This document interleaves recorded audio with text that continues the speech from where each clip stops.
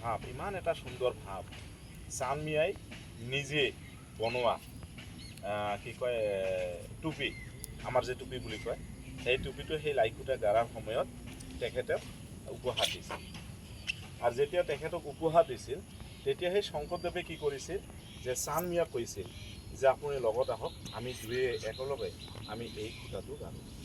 যেতিয়া এই খুঁটাটো গাঢ়াৰ সময়ত চান্দ মিয়াক কৈছিল আপুনি দোৱাটো কৰি দিয়ক, যেতিয়া তেখেতে কৈছিল লা ইলাহা ইল্লাল্লাহু মুহাম্মাদুৰ ৰাছুলুল্লাহ, যেতিয়া লা ইলাহা ইল্লাল্লাহু মুহাম্মাদুৰ ৰাছুলুল্লাহ কৰি তেখেতে যেতিয়া লাই খুঁটাটো গাঢ়িছিল, তেতিয়াই শংকৰদেৱে কৈছিল যে আজিৰ পৰা এই অসমত যিমানখিনি প্ৰথম খুঁটা গাঢ়া হ'ব ৰাজহুৱাভাৱে, তেখেতক লাই খুঁটা বুলি কোৱা হ'ব। অৰ্থাৎ লাই লাহা শব্দটো প্ৰথম লগাই দিয়ে। তেতিয়াৰ ভাতৃত্ববোধ আৰু আজিৰ ভাতৃত্ববোধ বহুত পাৰ্থক্য।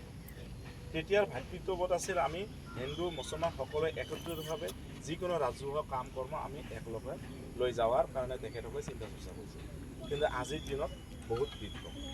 গতিকে পৃথক হ'লেও আমি সকলোৱে জাতি ধৰ্ম বৰ্ণ নিৰ্বিশেষে সকলোৱে সমাজত জীয়াই থাকিব লাগিব, সকলোৱে সকলোৰে লগত মিলা প্ৰীতিৰে থাকিব লাগিব। আমি যাতে সকলোৱে মিলা প্ৰীতিৰে অহা যে 1 আগষ্ট অৰ্থাৎ আমাৰ বীৰ শ্বহীদ লাকিকুল ইছলাম ডাঙৰীয়া 2017 চনৰ 1 আগষ্টৰ তাৰিখে কোকৰাঝাৰৰ মাছমজিয়াত তেখেতক 12 জাই গুলীয়াই হত্যা কৰে।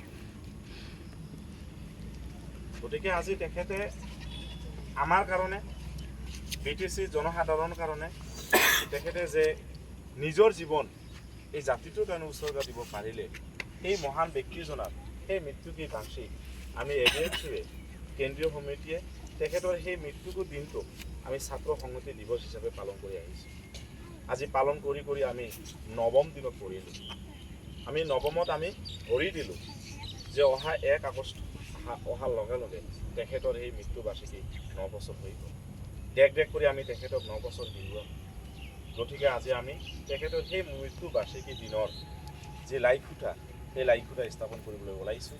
আৰু সেই লাই খুঁটাই আজি প্ৰমাণ কৰি দিব যে আজি এই ইয়াৰ মাজত যিমানখিনি আমাৰ খুঁটা থাকিব তেখেতে কোনো শ্ৰদ্ধাৰ।